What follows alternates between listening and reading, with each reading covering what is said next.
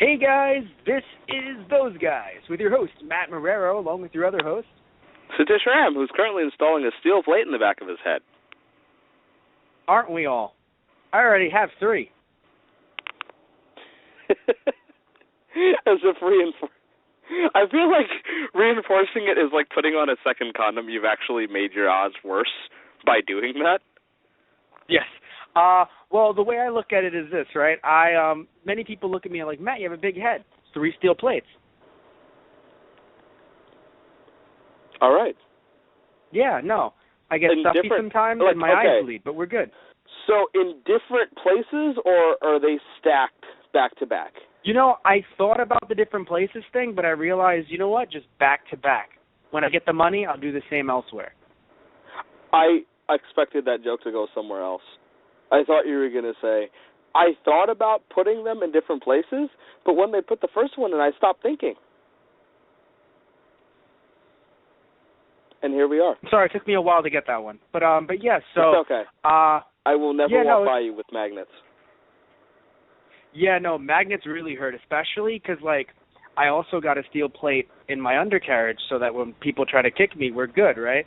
So I put one there, and now whenever people bring around magnets, it looks like I'm, really trying to, seduce them. And I'm trying to pull away, but it makes it look like I'm just humping the air in their general direction. Hey, pelvic thrusting is certain, is a dance in certain cultures. Not at the places Not that I at go. the venues you frequent. No. Okay. It just looks like a man is thrusting at people's children. Oh, you frequent venues with children. No. All I'm saying is if you're walking by a park and kids are playing with magnets at the park and you have steel plating everywhere on your body because you're nervous about Bill. Times have and changed. Things like Bill. Times have changed? That's what you got from that? That's what you got from that? Back in my day, kids didn't play with magnets in the park. Nor did men have steel plates in their heads. So I think times have changed is a fucking appropriate response. You have no comeback. What am I supposed to say? Times have changed. No, every time is relative. Time has changed. Morality is relative. Morality is relative. I love that. But no, here we are talking about the newest episode of Gravity Falls. That's the best lead-in I can have. Morality is relative. And speaking of Gravity Falls, we're talking about the newest episode of Gravity Falls. We're at 15 now, aren't we? I think so. Yeah, no, because 14 was the Stan Shurian candidate. And now we're at 15 with Mabelcorn, which... What's the correct name, by the way? What? What's the correct name? Is it I didn't write the whole thing down. I just know Mabelcorn. That's all I know as well. Okay. I have it on in the background. On as in I have, the last Mabelcorn. Yeah, the last Mabelcorn. That's it. Wow, that's really funny. What I think is funny to me is just that it could have either gone 2 different ways, or a few different ways. But when you think of the unicorn aspect, you think, either finding a unicorn or Mabel becomes a unicorn. That's what I thought. Yeah. That's why when Grenda mentioned it, I was like, that's actually relevant. There's a chance. I don't know why my first thought is actual corn, where Mabel becomes an ear of corn. And anyone who's just like, that'll never happen. Rewatch the show. Has never watched an episode of Gravity. Yeah. Yeah, rewatch the show. There was a chance she could have become an ear of corn. And then she would have had problems with the goat and Waddles. I'm in. So, I'm happy it didn't go. I'm happy she didn't become corn. But I'm a little disappointed because she didn't become corn. It gives Children of the Corn a new meaning. See, that's the thing. All jokes aside, if it was called Children of the Mabelcorn, they probably would have been turned into corn. Not going to lie. A monster would have turned them all. And it would have been a creepy-ass episode, too. It would have been. This one wasn't, because I really loved it a lot. Yeah, no. It was a good episode, but it wasn't creepy. Creepy would have been a bit like Summerween, just with a monster that turns them into corn. Which I still think and it would have amazing. been. The Summerlin episode. Was great. Oh, yeah. But, no, this episode, we just talk about things in somewhat of an order, and we're going to do that. But right now we're going to start it off and just say that, man, really like this episode. There was enough of plot, but here's what I like, right? Some could say, it was like a random side mission. To segue into really good plot, and this mattered, because when you watch episodes like this, we've always talked about, it's the point where I do sound like a broken record, but I'm like, you get to know the town more, and yada, yada, yada, and Matt's sexy. And, I know that happens, it's been said a lot. He does talk about that in person. No, I don't. Put myself down. Ask his girlfriend, I swear to God. No, I don't. I put myself down. When we're talking in private and you're drunk, yes. Yeah. But all jokes aside, I love you. We love me too. No, I'm kidding. I love you too. I don't love me. You should have just gone the Daniel Bryan route. I love you, Daniel, and I really like you too, AJ. If you did that to me, I would have fallen off my chair and laughed. But but seriously though, so usually, I usually talk about the whole, and you agree, you'll bring it up too. We get to know the town, and so it matters when big things happen. Not even, although that is relevant to the end of the episode, but not even referring to that though, right? Just the idea that, if this episode isn't here, people would have. So if people do skip this, there's a chance they'll say, man, so they just have unicorn hair just lying around. Like, it's so easy just to get unicorns and stuff. Like, no, this was an episode that was really needed, because to say, we need this thing, and to just have it, that's just, it does seem a little bit too easy.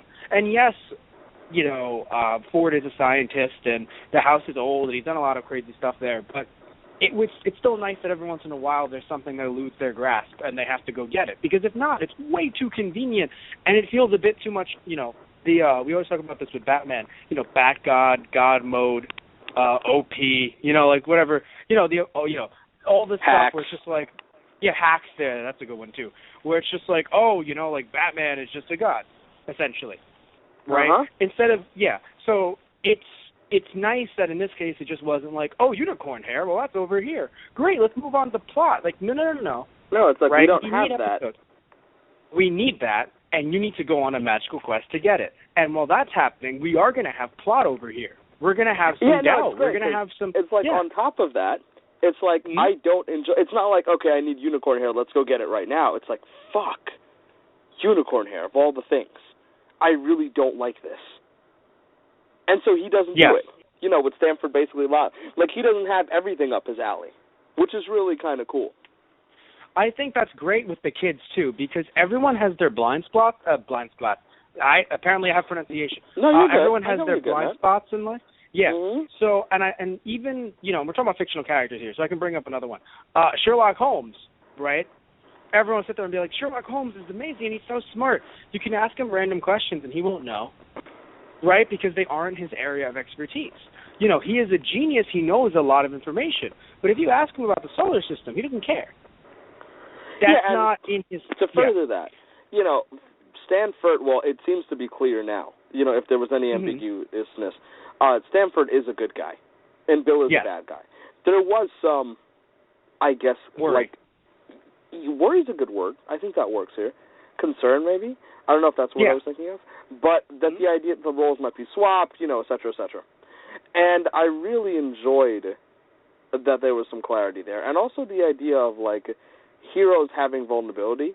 Not that Stanford's the main character, because, we have Dipper and Mabel, and they already have vulnerability and flaws.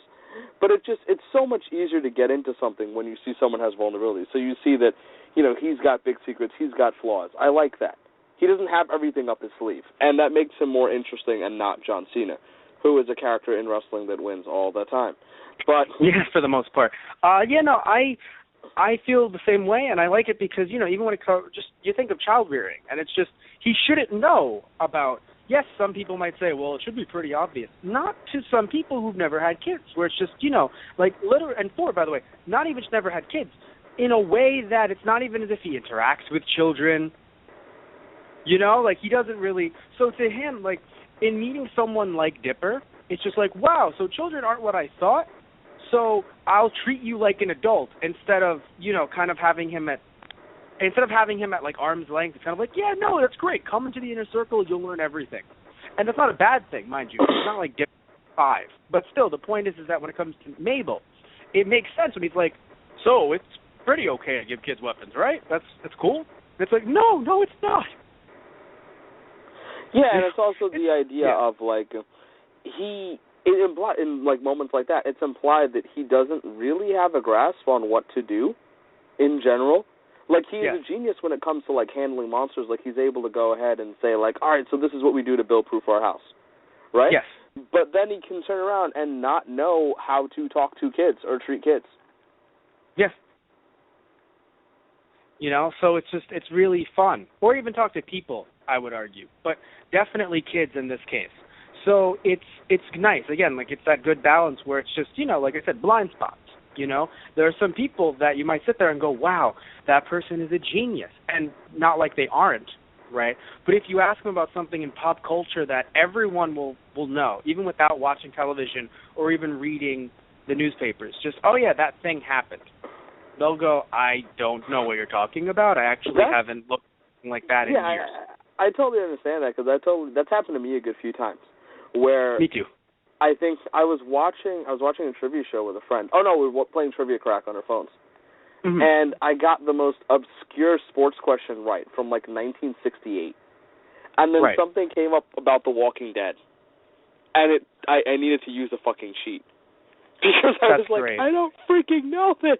And they're like, that was so easy. I'm like, I don't watch this stuff. I watch baseball every day. It's funny because I know what friend you're talking about, and all I can think of is, tag me in. Together. Haven't you texted me over Trivia Crack questions before? Haven't you? Yes. Or was that someone else? Yeah. No, one of my kids did. I've texted you post-Trivia Crack questions. Okay. Where like, I really wish I had you for this, because you would have known this shit. All right. No, because I remember that some of my kids, too, like, you know, some of my students, like, while we were, you know, like, after we were done with all of our speech and debate work, would just say, hey, do you know, this from, like, 2000, do you know this? And I didn't know it, but I guess because I was, you know, 8 around the time, it stuck in the back of my head. It was like, what movie was Tom Cruise in 2000? And they just gave me 4 names or something like that. And I was like, I think it was that one. Matt, you're right. Somehow I'm right. That happened to you at work, didn't it? Yeah, it was after we were done with They brought the phone to you at work. I remember we had this discussion. Yes. You help. Yeah. You know, because, again, we're all done. We're packing up to go home, and all of a sudden it's just, Matt, answer this. And I'm like, sure. I'm not on the clock anymore. Well, that's kind of what it is. It's just like, you know, it's like, that. Like, you know, I mean, what am I going to say? No. No. You know? The correct answer is no. How did you know that, Matt? What? I would be so mad. But you said, what movie was Tom Cruise in? It was no with an exclamation point. He was in no movies in 2000. God damn it. How did The opening was a lot of fun for me, I guess, because immediately it was like, all right, so they're all wrestling. The subtle stuff, you know, Mabel's got this unicorn that's like, hey, buy more accessories. And I'm like, God damn it. Yeah, talking about the opening itself, getting into the actual, like, you know, talking about it piece by piece, I like the opening because we jumped right into plot, and I think that is needed for an episode like this, where it's good to have episodes that are there to build everything for people, but once we get into an episode that's quote-unquote plot, and this was more plot than some others. It not was. Full on, I don't think this is filler at all. Like, I'm sorry. No, this is not filler. I understand someone saying it's not full on, but it clearly isn't filler. While you shouldn't skip any of the other episodes, this is definitely one that if you skipped, it's just really, really you're silly screwed. to do. Yeah, no. Yeah, you're screwed. A lot of nice stuff explained here. Yes. So the way I feel spoilers ahead. Well, I would assume that everyone knows that when we talk about the episode. I just feel like there's one person who's really angry. As it's like, every how time. the hell did you not tag this as where was the hashtag spoiler alert? We tag it as review, to be fair. Like, I would assume if we tag it as review and we go, all right, and also I always try to start off every episode, at least the newer ones, hey, so, you know, as we talk about it bit by bit, which we'll do later, and everyone's like, oh, okay, it's coming. It's going to happen, so let me not, you know? So that's why, like, I hope that hearing the word review and that there is no mention of spoilers free. it's kind of like, hey, you should probably watch the episode first. The spoiler-free review. That would take 5 minutes. Good. Did you enjoy it? I did. I thought the jokes were funny. Did you see the one where Mabel made the joke about her blood? Ha, I did. Wasn't it crazy how Bill made the entire town explode? It's not a spoiler. It didn't happen. That's what I would do for 15 minutes. I would basically do things that didn't actually happen. Wasn't it crazy when Mabel actually gave her blood for a unicorn? Technically she did, but not really. Not in that context. It's arguable that she did. Yeah. I mean, we didn't see what happened in the fight scene. No, not that. Remember, she actually gave blood. I know, but nice. I'm saying, like, we didn't see what happened in the fight scene. Like, she came back roughed up. But, no, it's funny. It's just like, Mabel, did you actually give your blood to the unicorn? Yeah, but it gave me some back. It gave me some back. Because we didn't see the fight. Oh, my God, it gave me some back. I feel like that was a rejected line. Not that we're so great or anything, but I feel like that's just a rejected line. Can't mention unicorn blood. What amazes me is that gets rejected, but morality is relative. A chloroform scene, a drug deal scene, all that's fine. Gambling. Because Wendy bet. Here's what's interesting. Well, actually, first off, no. Don't. Here's the thing. All of those are correct. That's in the playful sense. That's not in a, Yeah, no, I was going to say to you. No, because I was going to say to you, like, the other ones make sense, and I actually have to agree with you 100%.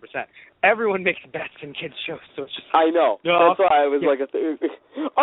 So like, because everyone does it, it's okay, man? Morality is relative. It's so terrible. I can't even go through with this, but go on. But the way I look at it is, like, with the morality is relative line, there's so much stuff in kids' shows that... even, again, from when we were kids, right? So much stuff that is said by certain characters that kids aren't supposed to get, that it just really goes over their head. Chloroform is actually something that I'll be like, that's a bit too much. Not too much in the sense that I wouldn't let my kid watch it. But I think that would confuse a lot of kids. But that was for us. Yeah.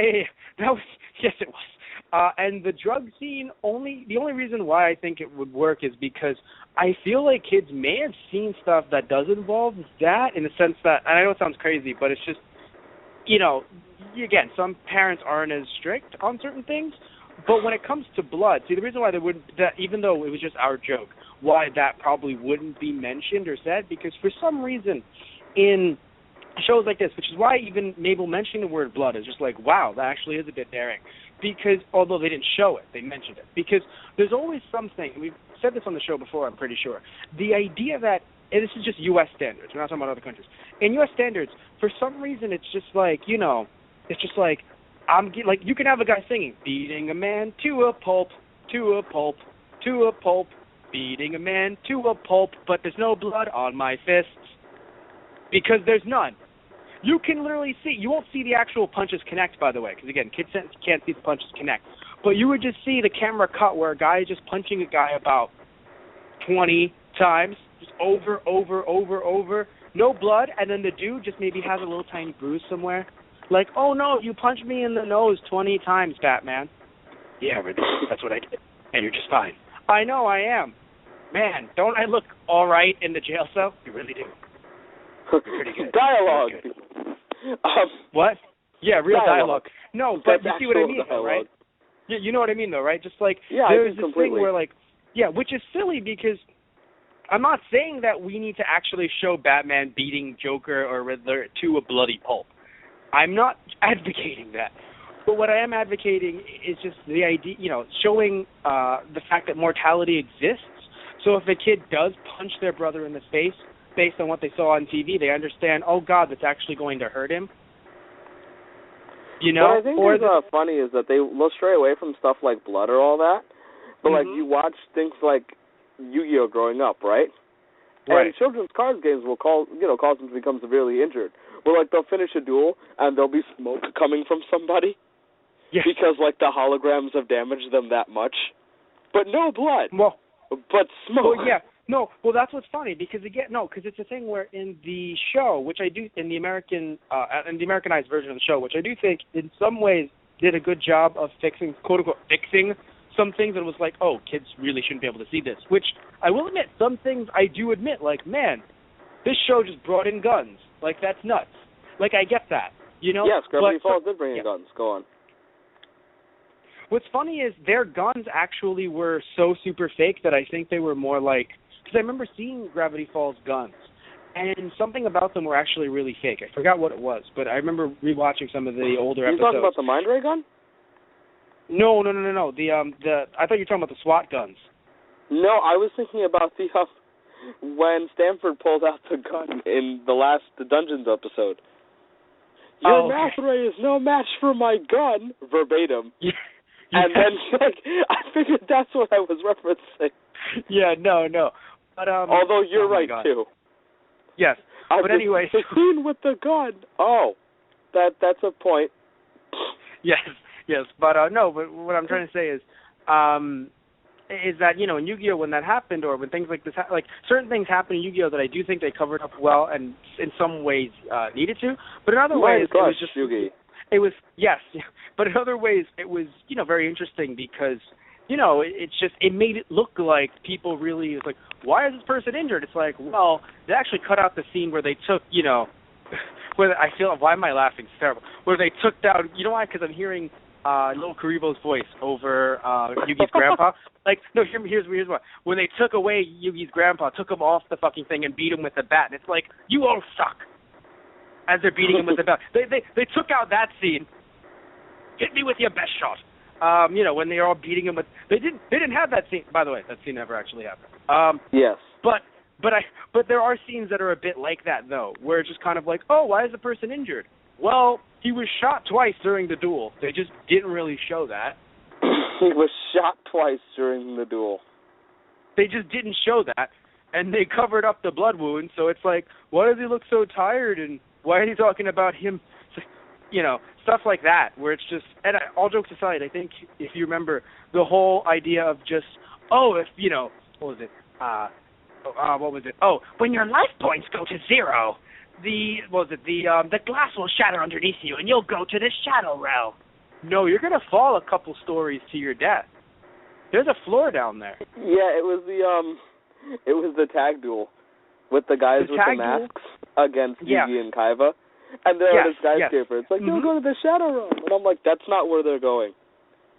They're going to the floor. That's the skyscraper. I live in New York. I know you guys aren't experienced with it, but... Yeah, no, that or, although it's funny, 4Kids is in New York. That or there was, God, what was the other one? I'm trying to think of the other one that I love. This, and again, I understand it. Just once that, was it magical buzzsaw or something? Once that magical saw hits you, you'll be sent straight to the Shadow Realm. All your leg will be sawed off, whatever. That was a line I don't remember if it was. Bridge, right? Was it really? I don't remember. The point is that all jokes aside, I don't remember either. The point is that the fact that, you know, there was a magical, it was made whitish bluish, like a blue-eyed like dragon color in the anime, or at least in the American anime. But the point of it is, oh no, it's just a saw that's going to cut off your legs. There's no Shadow Realm. What? Holograms. But holograms. Yeah, right. But, yeah, no, I love it, though. Once it touches you, you'll be transported to the Shadow Realm. It's a great workaround, but it's funny because it applied so well to everything. No, don't eat that hot dog.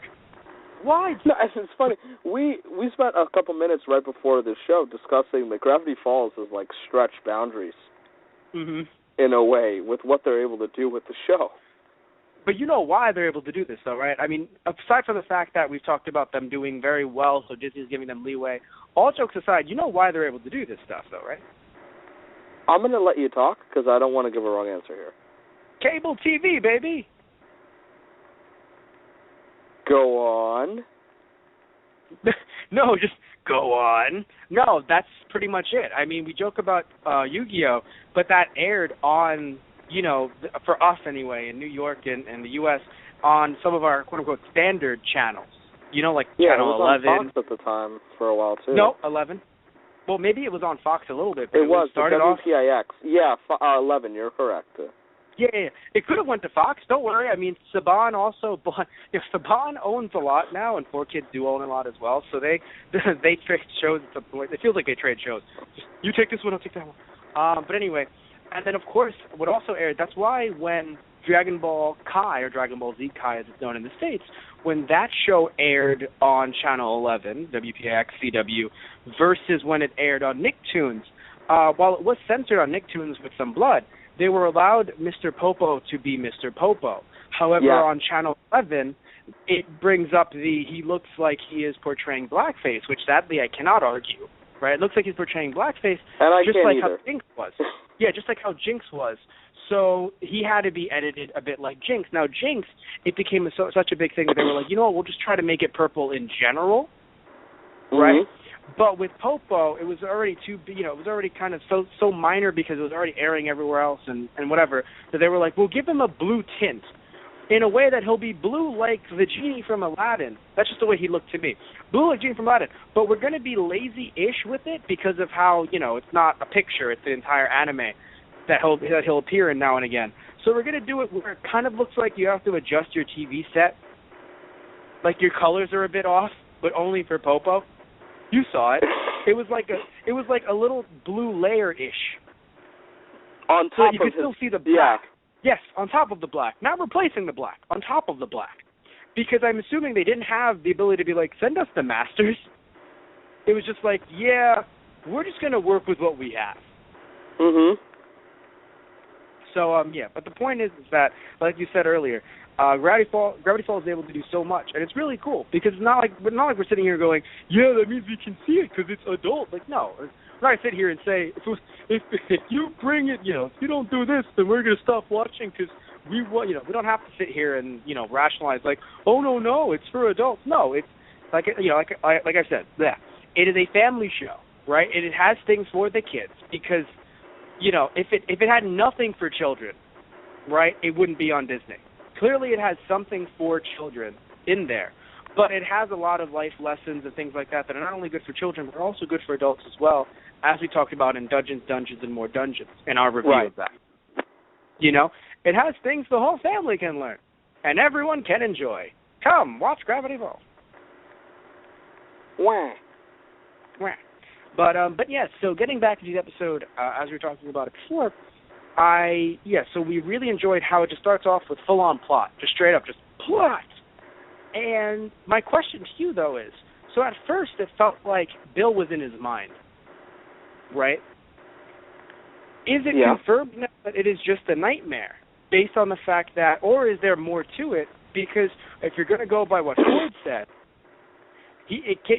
Bill's not in his head. He has the plate. I think it is interesting because Ford mentions that, and I was like, I don't know how proof that there's nothing that says that plate actually is something that protects him. Right. Other than him, who we're not trying to say that Bill's controlling his every move. No, but it's possible that, Ford is under the impression that he was safe and wasn't. Yes. And to be fair, again, it's probably more fun for Bill to be a bit less hands-on at this point. So to be fair, there's a chance that Bill can say, oh, I was able to get into your head the whole time. I just didn't. I wanted to see you squirm. So I do think that can be a thing later, because again, according to, so either that opening in the beginning was just, it was either a nightmare or it's a premonition. Well, it was more, I don't think it was a nightmare because of the fact that there was an actual conversation. Right. For the record, I died at, well. I was like, fucking shit. Yeah. Immediately I was laughing. Because it just, I sat there and my head was just like, that is such a Bill thing to do, and I love them for doing it. Yes.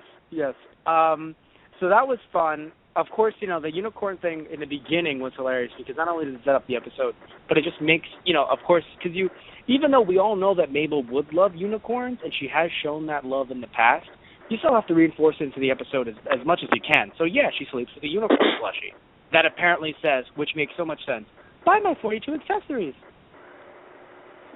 Because unicorns are jerks. No, yes, but I know. Based on the fact that, of course, they would have the unicorn sell 42 accessories. Remember, everyone, it's not just boys shows, quote-unquote, quote-unquote, boys shows, right, if you want to use the fucking gender, boys show, that try to sell you things. It's not just the Power Rangers and the, and the Transformers and all that stuff. Correct. Like, G.I. Joes. No, right? It's not like My Little Pony, which, again, if we're going for stereotypical, right? And they totally referenced it, but go on. Yes. If we're trying to go for stereotypical, is for girls or for women, it's not like My Little Pony does not sell any products, right? I think that's pretty silly to say. Like, My Little Pony sells things for people to buy. And for a long time, they sold to both men and women. But yes, kids even, by the way. Like, right? Like, kids even.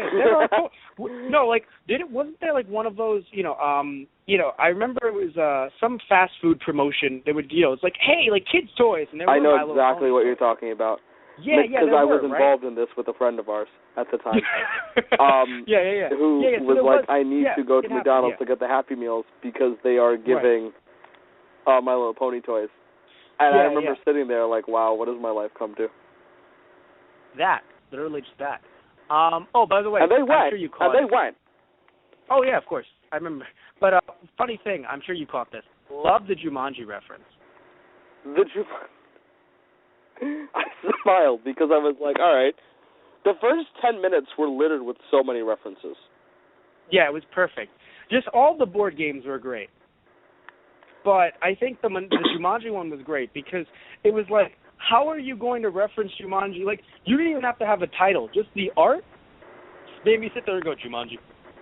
I loved it. No, we all sat there like, Jumanji. Wow, good job. And I was just laughing so hard because they look so much like Dipper and Mabel. Yes, that and then also the fact that it's like, oh, that could kill 21 minutes. And I'm like, oh, my God, stop it. Please stop it. I know. I was like, you don't. Because I sat there and I was like, early on. Yeah. The Harry Potter thing. The Harry Potter thing, oh my God. Even before the Harry Potter thing, I really sat there and thought, are they going to play Jumanji for 21 minutes? Because that really is that's something they would do. That's an entire episode in itself as a reference that makes sense for them to do.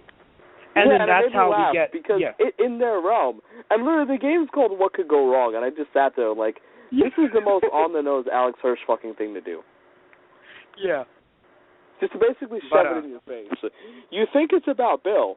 It's about Jumanji. And then it's about Bill again because he is somehow in the game. What could possibly go wrong? Yeah, no, I wouldn't be surprised. It would be great. By the way, before the Hogwarts Harry Potter thing, apparently Stan really does transport pugs illegally. I love that they went ahead and finished that storyline. That meant the world to me. Yeah, no, because he really needed to move those pugs. Yeah. And then he started speaking to him in Spanish, and I was like, oh, my God, this is great. I'm so happy. Because whenever I hear Spanish... Yes. Well, he was in Mexico.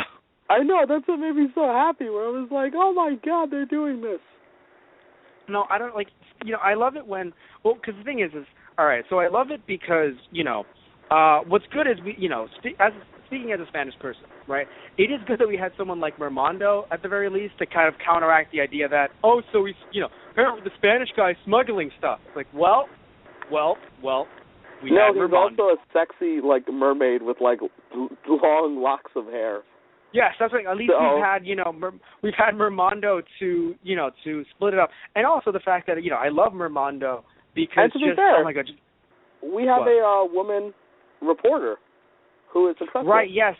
Yeah, Sandra Jimenez. Sandra? Yeah, Sandra Jimenez. Okay. So, okay, no, because I forgot her first name. All I could hear is Jimenez. I didn't remember the first name. I was like, what's the first name? Well, you got half of it. Yeah. Oh, God, in the background, just that him noise. making out. Oh, my God. just him making I'm gonna out go with into the cardboard this episode cutout. and What? just get that clip of you saying, like, making the moan as Toby. Oh my and God, I'm no. going to buy one of those bears that you can record sounds for, and insert that as the sound, and just give it to your girlfriend. Oh my God, please don't. And she's like, Please what don't. does this say? What the fuck? That's your boyfriend. Jimenez.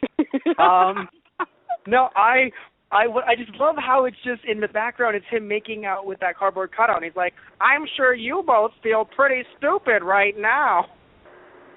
And it's like, John, shut up. Great, your How do inner you voice feel has about now this? become your inner voice has now become a guy named after To Be Determined. Your microphone is a turkey baster. It is. Remember that? Yes. It is. Like, his microphone was a fucking... but anyway, so, yeah, God, no, please stop. Don't, all I'm hearing is over... It's like the Wendy. Jimenez. Oh, I love that, by the way. Wendy. You might want to skip over that part. I loved it because I was like, so he is not over her. He's just being mature about it. Of course he's not.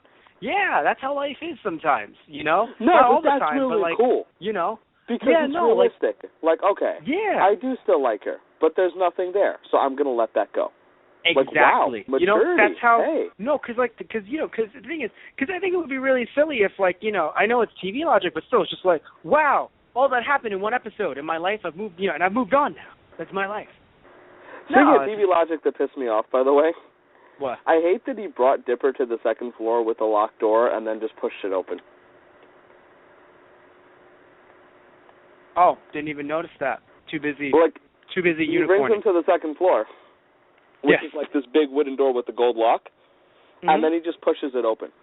Right. That actually, okay. No. You're right. That made me laugh so hard. I was like, I love you guys. Yeah, because it's like, this is a secret place. You could have just freaking opened the door. That's it. No, I think that was more of a joke because I saw the big golden lock. Now that you remind me, and I laughed so hard at the time because I was like, "Wow, big golden!" Damn it! Yeah, you just pushed it open. I hate you all. But anywho, it's like a treasure chest that you just kind of open up, but it has that keyhole, and you're like, "Wow, what do I?" That's open. No. The Hogwarts jokes really did make me laugh though because it really made sense. Like, of course, a kid her age, hell, a lot of people, I think, the internet, would be like, so is this the point where you tell us that we're wizards and that we can go to Hogwarts? Oh, that was me years ago. Yeah. So I totally laughed because I was like, God damn it. I know how you feel. It's dead. Yeah, it's been dead. And Mabel's face. I love when they show their face changing mid-joke. You know, like I remember that happened with Dungeons and More Dungeons, where it's just, oh yeah, and then you get to do this, and you do this, and you do this in the game, and then there's numbers, and there's this, and there's calculations, and Mabel's face goes from really happy to just meh. It was like heartbroken. Yeah. And then it immediately propped up again.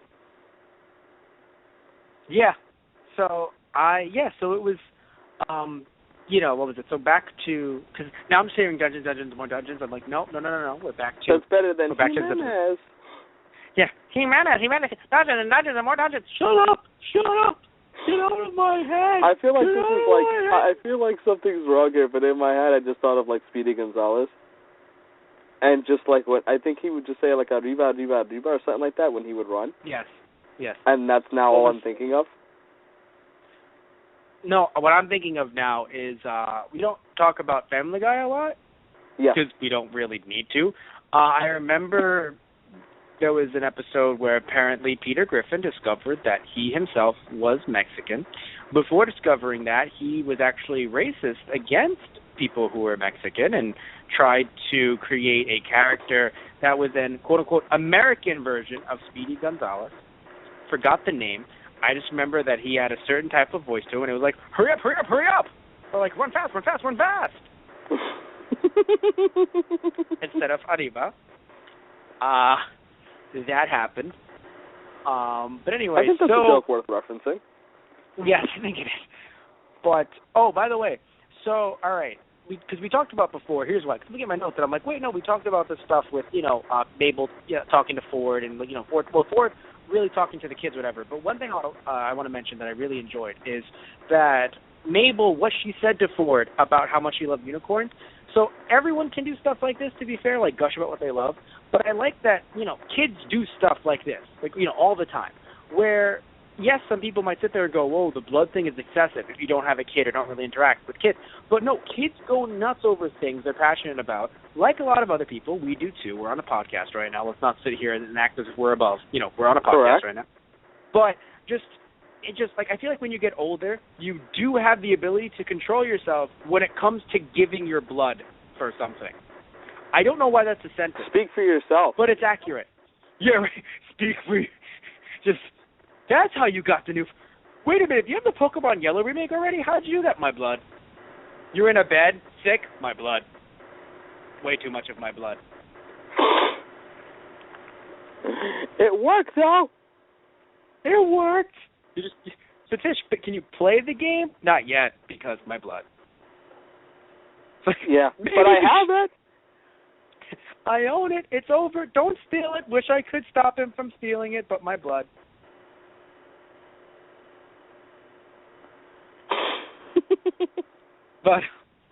But anyway, what is it? But yes, so I really enjoyed that because again, a lot of this episode felt real, and we talked about it before, where we mentioned Ford being really smart but being quote unquote dumb with kids, real.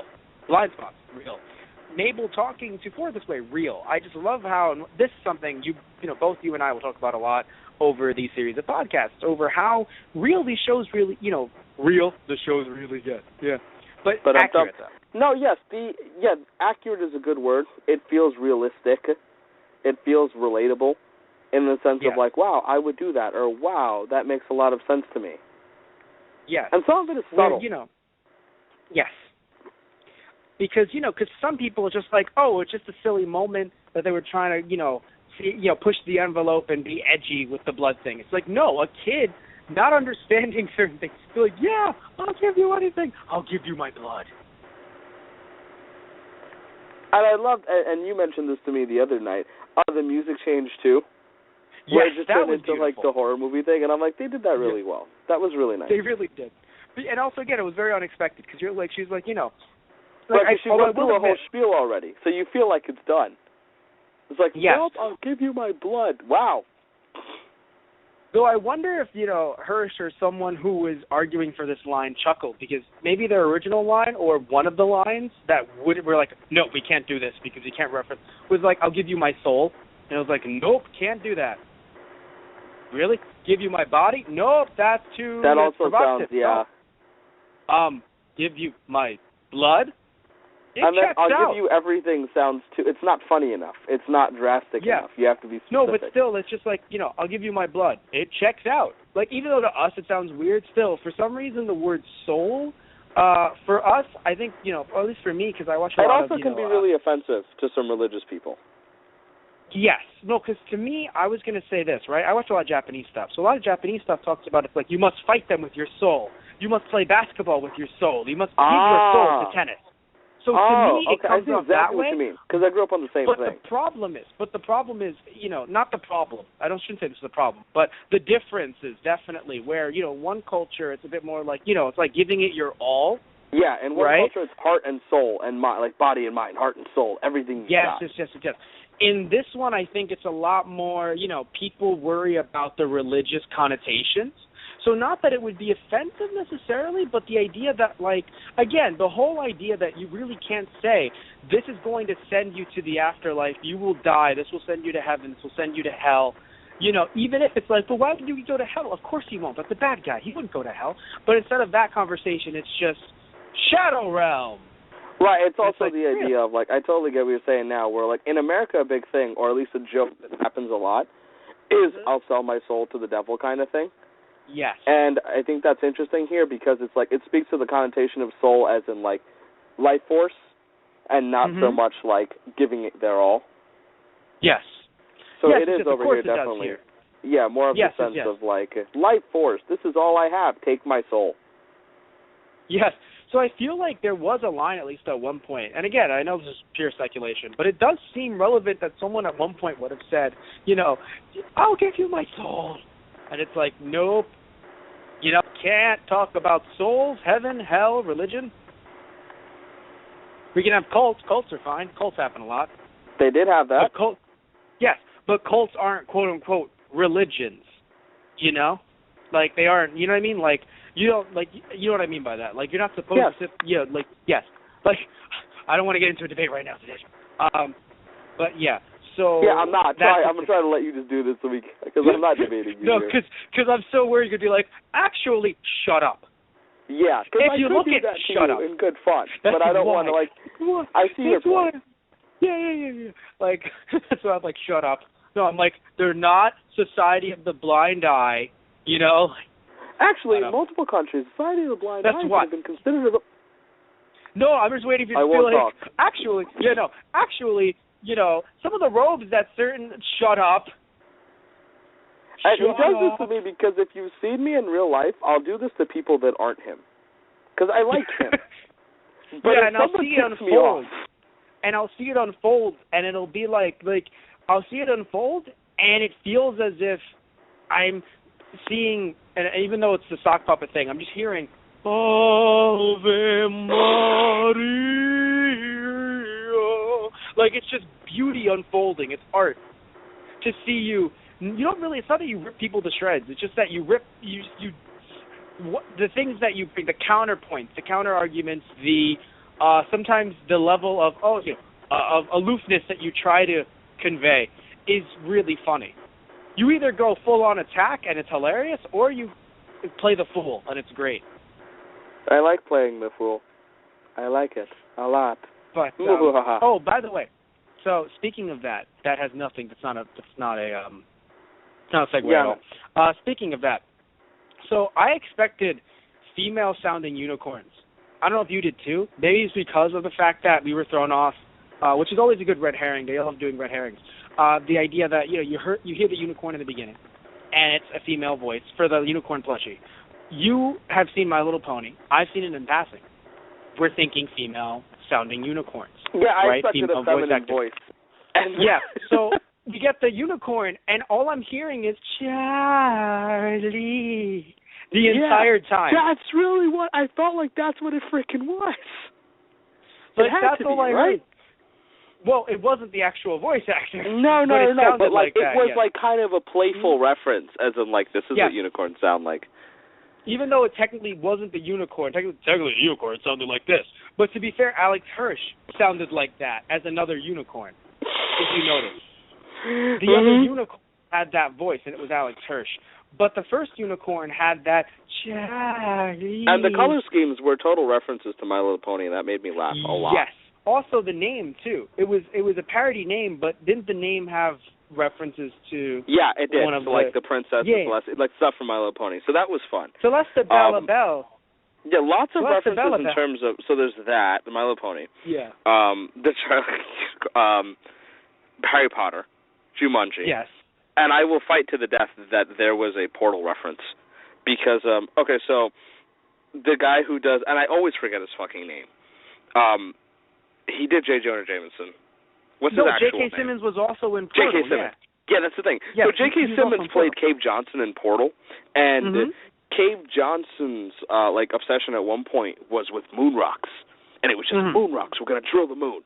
So when he got to say they needed moonstones, it made me smile because I feel like it was something else, and J.K. Simmons was like, "Can we make it moonstones?" Yeah. Can we? I remember that. I remember this shouldn't be followed with any laughs. This is actually. I remember there was some secret stuff in Portal that I think you've heard about, where some secret lines, some secret backstory for GLaDOS, and apparently J.K. Simmons refused saying certain lines. He was like, "I'm not going to say this." I don't know if anyone out there has played Portal, so I'm not going to spoil anything for you. Yeah. But by God, Portal 1, and more importantly for me, Portal 2, storyline-wise, was a work of art.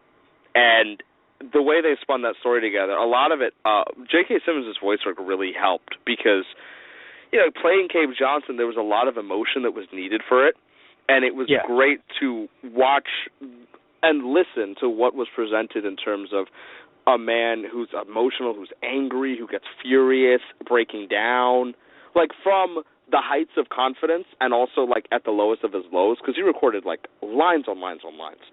And it was great, almost inspirational, honestly, the lines that go through. Because I don't want to spoil anything, but just it made me happy when they said moonstones are Great Falls, because I'm like, I feel like he asked for that line. I really do. Like, it's just speculation, but it felt like a Portal reference. I would love to get him on the show, and that's the question. Like, out of the plethora of questions, I would ask him that. If I had one, I'd be like, listen to me. Yeah. When you did Gravity Falls, and they had you say moonstone, yes, I did. I knew it. That I feel like at one point he's going to talk about, they're going to have him say at one point, and we're all going to laugh really hard. He's going to say, damn press. Like something in the newspaper is going to be off or written for him, and he's going to be reading based on the obvious, he's talking about portals, all jokes aside, for fucking No, but I'm saying, like, but that's it's going to be a JJ stuff. thing. If he gets, if he gets to fucking insult the paper, I will lose it. Yeah, no. Because then I'll be like, I was right. I'll be like, I was right. Yeah, no. He's asking for these lines.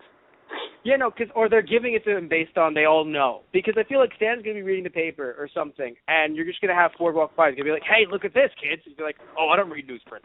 I don't like the media. Something like that, it would make me smile. Because it would be, like, realistic and also funny. Yes. Yeah, I'd be like, oh, my God, please. Oh, or he'd be like, wait, isn't that dead yet? Even though he wasn't really around for the internet, still, it's just like, wait, newsprint's still around? You know what would make me really happy? If what? he, or how I would know, it would be like a confirmed thing. Mm-hmm. If he got to say, give me photos of X. Just get me photos of Bill Cipher. I would lose it. Because I'd be like, that is exactly a reference to everyone. Like, we're all just sitting here like, thank you. Thank you, Alex. Thank you, J.K. Simmons. It might be, they'll do it, but I think it might be more subdued, where it's just like, I think I saw Bill. You can get me photos of Bill Cipher. That would make me happy. I would pay any amount. Fuck. It's there. Yeah. It's there. But, all right, so by the way, all jokes aside, we've made a lot of jokes this episode, and before we go on, I have to be completely honest. The unicorn, even though it was a scam, the unicorn was right. Doing good deeds just to make yourself look better. Like, it's granted, it's a good deed, and I do sometimes rationalize that for someone saying, oh, well, you did a good deed, and then you were happy about doing a good deed. That's not a good deed. At the end of the day, it's a good deed. It's not like, kids are getting any less money, like, donated to them, right? Or people are getting any less soup served to them in a soup kitchen if you're sitting there coming out going, I did a good thing. But the unicorn is correct. If you're looking for a completely, it's like that episode of Friends that I always think about with Phoebe. If you're looking for a completely selfless good deed, right, it is hard to think, oh, I will do this to make the unicorn think I am a good person. That is self-serving. Mm-hmm. And it goes into the whole idea, like, there's a lot of philosophy behind that, the idea of, like, is there a such thing as a good deed? Because if you say, I like to help people, then you're almost saying, and this is not me trying to shoot down anyone. I'm not. I don't want to get into this argument. I don't want to make you feel sad. But the idea of, like, because it's been said to me, too, like, are you just doing it because you're selfish? I'm not trying to make you feel bad. But that's an argument of philosophy. The reason why I can say, the reason why I will take a stance and say technically you are is because I like helping people.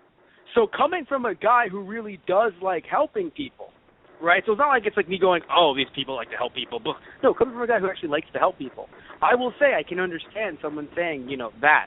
Because technically, if I'm deriving pleasure from it, then it is hard for it to be selfless. Like, selfless is just clean a man's car, got punched in the face, clean a woman's car. She actually had a very, jealous boyfriend, punched me in the face, beat me up real bad. Car's clean, though. I didn't get paid for it. I don't like getting beaten up, right? Like, it's very hard to find selfless good deeds, because at the point when you're done cleaning the car and you're just like, man, I just helped somebody's life. That makes me feel, don't say it. Don't say it, John. Because I know how that feels, because I admit to helping, like, I try to make people laugh and feel better about myself. I do that. And at the end of the day, most people will try to look at that as a warped version of you are a good person, because you are, at the end of the day, trying to make people feel good. But it's a whole other discussion. And I really like that they brought that up. Also, the idea that Mabel had to think a lot, in the sense of, like, immediately she identified, like, wow, I think I've been being mean to Dipper. And this is true. Yeah. She has been tormenting Dipper a little bit more, to the point where we as fans have noticed it. And she basically notices it, like, wow, maybe I have, I've been mean to Dipper, and I shot something out the window. Like, wow, my actions have consequences. That's really nice. Yes. Like, yes, and I don't. Honestly. Yes. Two things. One, I do consider that brother-sister banter, but that is accurate. That is very accurate. I do agree with you. Have I been too mean to him lately? That's one. And two, while some people might say, oh, and it was just hand-waved by morality is relative, that doesn't mean that she's going to treat Dipper the same or worse. But it's still, okay, just again, we have to see where it goes from here, because if she just said at the end of the episode, and now I learned that I don't have to be this way to Dipper, that's not how lessons really work. It's good to learn a lesson, but at the same time just because Stan and Mabel learned a lesson doesn't mean they're going to start playing D&D all the time. Yeah, and you know what also I mean? morality is relative, I think, is also just a really interesting social commentary, because it's a thing where, like, we talk about situations, right? Right. They'll say, like, all right, not Mike, so though. man... Fuck Mike. Not Mike, though. Fuck Mike. You're terrible. I'm happy you got that joke. No, but just the idea of, like, when you talk about, like, moral conundrums and stuff like that. Yes. Like, there are a lot of moral dilemmas and moral psychology, and the idea of, like, okay, you sit there and you look at a situation where you hear, like, guy robs the store, and immediate reaction was like, wow, that's a criminal, And then you get the whole situation, like, man robs store to test his own security system. It was his store. And you're like, oh, wait, no, because there's other situations too. I only laughed because you're like, man robbed store to test security system is Ant-Man, and I was like, that's right, he is Paul Rudd. No, but it's like stuff like that. Like, there's also the scenario where it's like, he is a store clerk at a pharmacy, and the pharmacy owner is mean and, like, horrible, and he makes very little money, and his wife is very sick, and he cannot afford the drugs to save his wife, but they are accessible at the pharmacy at very little loss to the pharmacy because of how much money they're making, because of how corrupt the owner is. If he robs the pharmacy to get the drugs for his wife, is he acting morally? And, like, so that's the thing where it's like, huh? It's just like immediately someone. I love you. Someone. Nope, give him the death penalty. And it's funny because there are people who will do that, and there are also people who will sit there and be like, well, fuck, what do I do now? And there's like moral psychology, and the whole like morality and psychology is a very scary topic. If you aren't ready to like question your life, don't look into it. And I'm saying that as a student of psychology because it will fuck with your head. Because there's a lot to think about in any given situation. And so I like that. Like, morality is relative is a nice way to phrase it that's not like, fuck the rules, fuck the police. But it's also not like, I have to do everything right all the time. It's like, no, morality is relative. Yeah, no, because technically if you're really sitting there trying to memorize every single minute rule in your state, in your province, in your whatever, you're going to sit there and say, oh, no, I can't wear a hat today on Tuesday because in 1874, like, it said that you couldn't wear hats on Tuesdays. Even though if you wear a hat on a Tuesday, cop probably will not stop you. Like, things like in New York. Cop will not. In New York, you can attest to this as a New Yorker. Jaywalking. Right, yes. Jaywalking is technically illegal. Now, I can't remember the last time that someone's been stopped for jaywalking. No, never. But and it's kind of funny because, granted, I don't. In fact, I would argue it's reversed because you always, if you hit someone who is jaywalking, hey, pedestrians have the right of way. You didn't look at all. You just walked and thought, you know what? I should walk with the mother of my children and my children into the street. Also, my wife is pregnant, and she's on the side that cars are coming from. Everything's looking good today. And it's like, oh my God, don't morality walk in is relative. the street. What? Morality is relative. Yeah, no, but seriously though, it's like, oh my God, don't. But seriously, all jokes aside, yeah, like people don't get arrested for jaywalking, right? Now, do I jaywalk? No, because I don't want to die today. I have. I'm not gonna lie about it. Usually, I don't want to. No, I'll look at both sides and I'll go and I'll look at it. Like, I'll look at both sides of the street. I'll jaywalk. Right? No, jaywalking. No. I'm walking across the street. No. You have to wait. No, but jaywalking is not looking at both sides before bolting, right? If you look at both sides and cars are still coming and you run, that's not jaywalking. You look. Am I wrong? I don't know.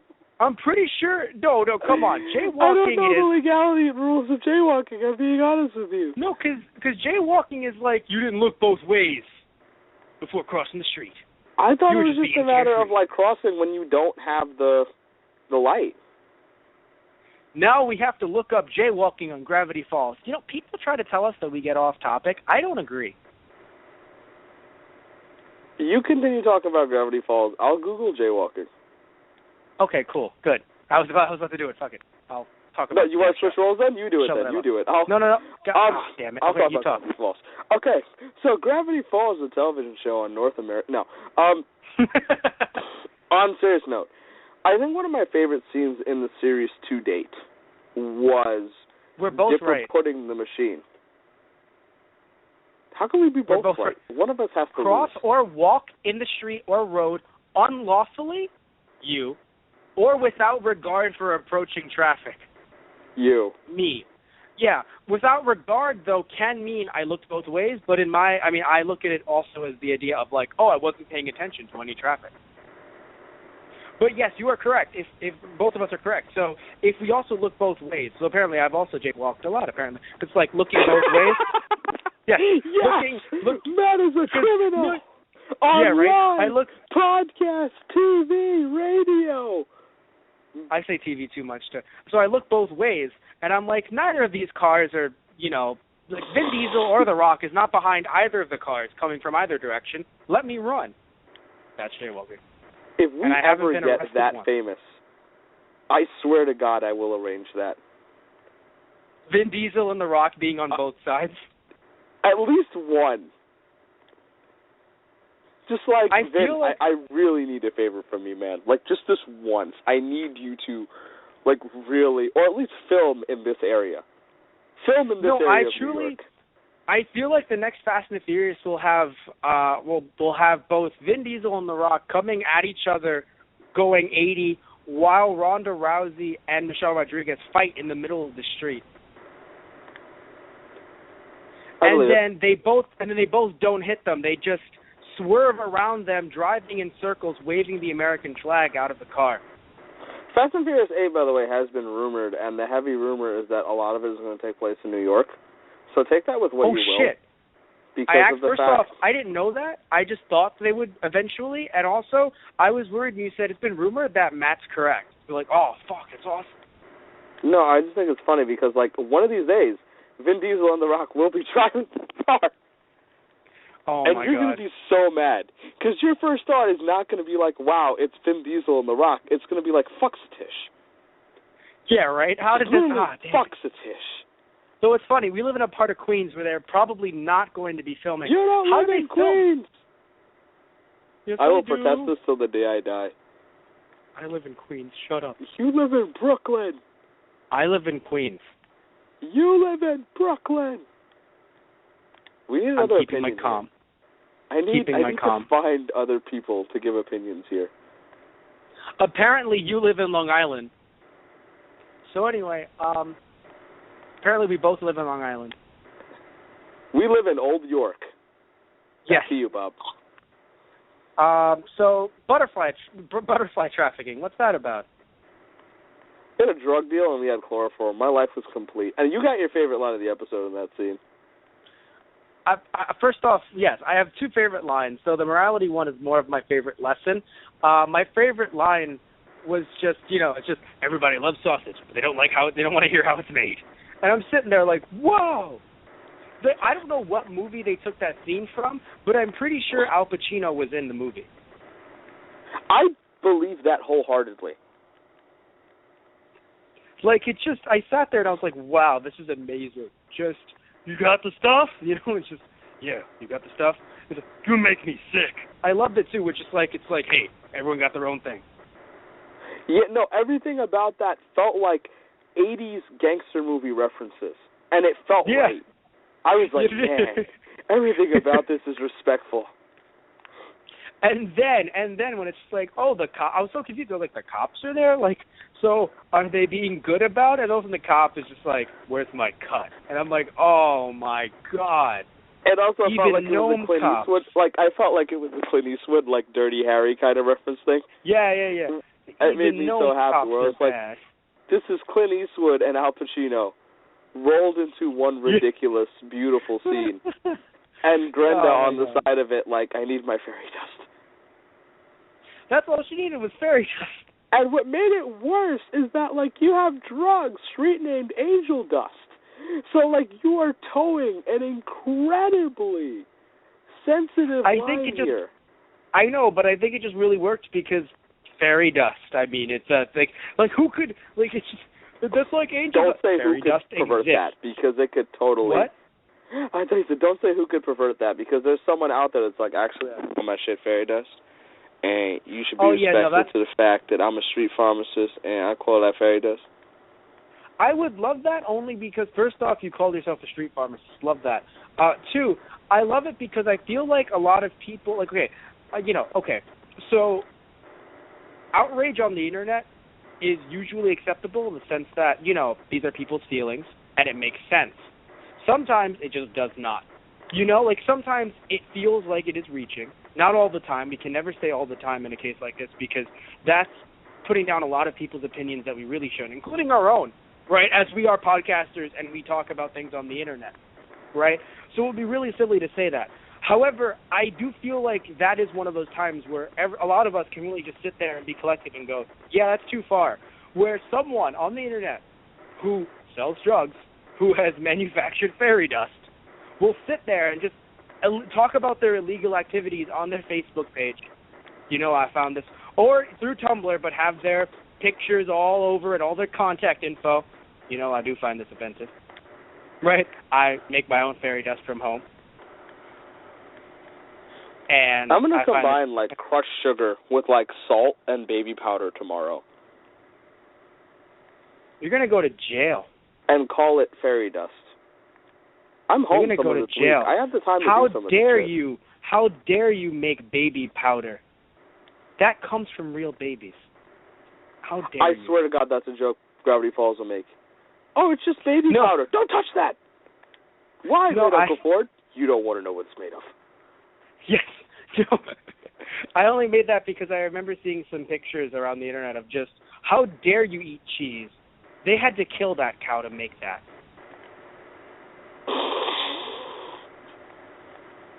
I know.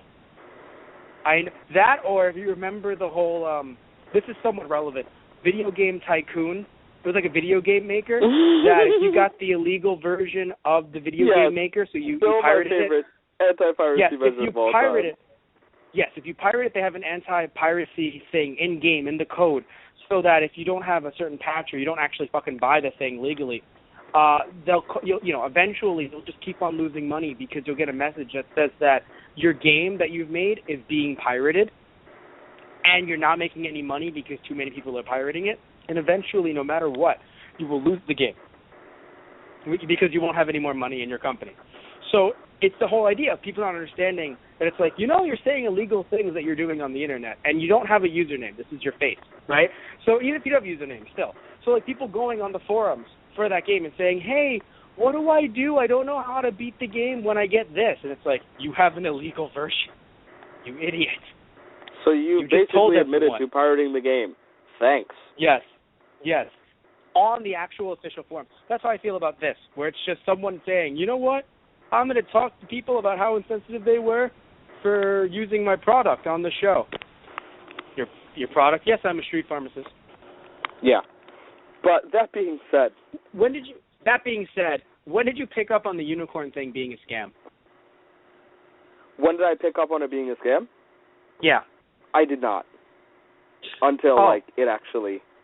Okay, here's when I picked up on it. It wasn't like me sitting there going, because usually you pick up on these things, so I'm not going to sit there and try and say... I'll admit to that. I did not this time. I'm not going to say... Yes, because I think it was not, some people will be, it hit too close to home, huh? No, it's just you don't think of unicorns pulling a scam. Yeah, I didn't. I was sitting there what is she going to have to do to impress? Like, what is the great moral? Because I sat there, I'm like, Gravity Falls is still for kids. And the bill for Dipper stuff is getting real serious. So this is probably going to be the QT lesson. Yes.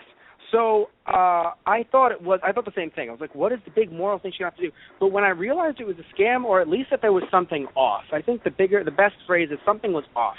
When it was like, oh, it's going to be one of those, it's going to be one of those like switcheroos, like, oh no, I saw you doing this. So, but when you think about the unicorn is coming off as this all-seeing, all-powerful being. So I was sitting there like, this is going to be really shitty if it can't just look into her heart and see that she is actually trying to save the unicorn. Like, that would be really stupid to me. But it's like, oh no, that doesn't happen at all. It's just a scam. And I thought, yeah, like that makes so at the time of the scissors, you thought it was a scam? Either a scam or something was really going to be off and wrong here because of the fact that, like, again, this either off as in this is a scam or at the very least, like, this is a plot hole. Because they look That's like what I unicorn. thought, actually. I'll give you. I thought this is a plot hole because I'm like, I thought the unicorn could fucking read minds. Essentially, that's what I thought. Yeah. Because not that it can actually read minds or anything, but the idea, like, that's what I thought because that's the power they seem to give it. Yes. And no, it's not true at all. It has magic, but not that kind of magic. I love, by the way, they can basically play house music from their horns. Yeah, that was great, because apparently unicorns just love to party. Well, this universe is going to learn how to party, am I right, Matt? That was really scary, only because, like, you can hear the interplanetary, inter-universe goons on the other end, like, like criminals, just like, we're going to destroy that place. And it's like, wow, that's bad. It made me so happy. So they're going to learn. Like, I love everything about Bill as a villain. Like, I feel like years from now, I'm going to be watching TV with, like, you and, like, our families when we get older. And I'll be sitting there like, wow, doesn't that villain remind you of Bill? And we're going to be sitting there, like, pointing back to that as a big reference for, like, how to run a villain in a children's show and still be really appealing to non-children. Yes, this show will definitely inspire a lot, just like how this show was inspired by a lot of things. Correct. This show will be around to inspire a lot. And it'll be really funny because you'll have shows, now I start feeling like getting the weird, like the goosebumps, but it's like, it's like one day there will be shows out there that will be so, we'll be sitting there like, wow, it reminds us of this. And then they will have references to Gravity Falls and Steven Universe, where it's like, oh, hey, is that an Amethyst plushie? Whoa, wait a minute, is that a Bill plushie? Just in the background. The same way in these shows, they have references to Sonic and Cloud and, and Jumanji and all these other random things from our childhood. It's just crazy. You know how, like, they're going to be reference-heavy shows with these shows. And we're going to sit there and be like, man, we're getting old. That's going to be scary. Sometimes now I feel old, and I'm not old. Like, old, I'm old compared to my fucking students, which is really funny. Like, I sometimes try to sit them down and ask them, to be like, do any of you remember Toonami? And then they don't, and then I'll openly weep for about a good minute or two. Toy Story was in 1995. God. It was 2 decades ago. Just gonna openly weep for about a minute or two. All right, just for about a decade or two. Just to finish this up. But anyway, so it was a scam. Don't meet your heroes, kids. And okay, so I didn't think that Ford was working with Bill willingly, but I did think that if we are going to say that Bill is in his head and that the head plate really is helping keep Bill out, what if it's helping keep Bill in? Not Bill himself, but a part of Bill. Like, I wonder if part of Bill is still in there pre-head plate. Because it's not like Ford always Baby in Dragon Ball GT, But it totally Okay. gave me that kind of thought process where it's like he is physically gone from the body, but remnants of him are still there. Oh, baby. I didn't hear what you said, but I was like, reference. So, yeah. I heard like 80, Dragon Ball, and I was like, no, what Dragon if Ball GT. Yeah. I hate to reference Dragon Ball okay. GT. But no, the idea of that canon, kind of possession. but it's relevant, yeah. Yeah, that kind of possession. And I was scared because I sat there. I'm like, both Dipper and Ford have been possessed by Bill. Yes. I'm like, At there's least at something one here. point. It's over. This is the series, man. Yes. I will admit, though, I do think that Bill, I'll say this much. I do believe that Bill was working, like, them both as puppets to try and get Dipper to erase Ford's mind. That only scene, because, though, I thought only was beautiful. Yes. The only reason why I say that is because, for some reason, it felt too much like a conversation. Even though he was hearing his own thoughts, it felt a bit too much like a conversation from another side to just be from Dipper. Maybe that's just me. Maybe I'm looking too much into it, which I know it's funny to say that about Gravity Falls, but it can happen sometimes. The machine you're talking about? Yes, when he had the machine on, he was like, should I look into, Uncle Ford's thoughts? I think you should. Wow, I knew what I'm talking about. You do. Like that kind of exchange? Oh, no, I thought that was more of a humor thing, honestly. Although I see where you're coming from. But I thought of it more as like a humorous thing. Because it is him hearing his own thoughts. Right, where it's like, I am smart. Yes, I am. Wow. Oh, I was like, all right, that's kind of funny. Yeah. No, it was funny, but it does sound like Bill stroking someone's ego. Yes, it does, and that's what he does. Liar, flatterer, snappy dresser. I mean, hell, yes. When we heard about him later, it's like, when we saw the flashback later, he really was just saying, wow, you're a real genius to Ford. So, I hated and loved it so much. Yes. Because Ford is. So, and of course, again, it is flattery, but to be fair, it sucks because Ford really is smart. It's just, again, in someone's quest for answers, right, they can turn to someone who will take advantage of them in the name of whatever they want to call it, but it's still taking advantage of someone when they're down. So it sucks. Because it's just, you sit there and you're like, oh yeah, that's real nice. Again, I made a friend of someone who can give me answers. And it's like, not really. I mean, it's interesting because, to be fair, it's interesting. It's weird because, like, I feel like if you used Bill correctly, in the sense, like, if you did have, like, certain restrictions, like, you knew what you were dealing with, I do think you can gain some really cool answers from Bill. It's just the issue that you don't know what you're dealing with at first, and then you unleash hell upon the world. Yeah, and the second you make a deal with him, you really are putting yourself in trouble. And I like the fact that, like, Bill, also in reverse to, like, Stanford, and, like, basically is not superhuman either. Like, he's clever as shit, but he essentially only exists in the mind. Yeah. Until someone allows him to come out. Yes. So really, so technically he is not of this world always. No, he's not.